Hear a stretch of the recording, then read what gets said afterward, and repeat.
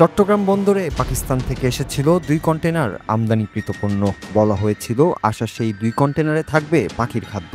অন্তত কাগজে কলমে তাই উল্লেখ করা হয়েছিল। কিন্তু কন্টেনার খোলার পর কাস্টমস কর্মকর্তারা যা দেখলেন তাতে সবাই হতবাক। পাখির খাবারের আড়ালে লুকিয়ে আনা হয়েছিল আমদানি নিষিদ্ধ পপি বীজ, যা মূলত তৈরির অন্যতম এক উপাদান।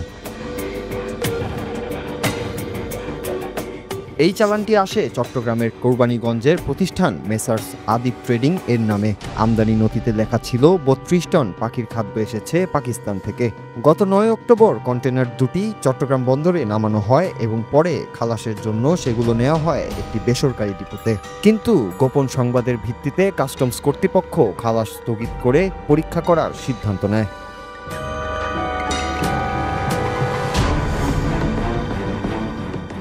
গত 22 অক্টোবর কন্টেনার খোলার পর বেরিয়ে আসে আসল রহস্য। দেখা যায় দরজার সামনে সাজানো পাখির খাদ্যের বস্তার পেছনে লুকিয়ে আছে 25 টন পপি বীজ, আর সেগুলোকে আড়াল করতে রয়েছে 60 টন পাখির খাবার। 3টি পৃথক পরীক্ষাগারে নমুনা পাঠিয়ে নিশ্চিত হয় কাস্টমস এগুলো সত্যিই পপি বীজ এবং এগুলো অঙ্কুরোদ্গম উপযোগী, অর্থাৎ আইন অনুযায়ী ক শ্রেণীর হিসেবে গণ্য।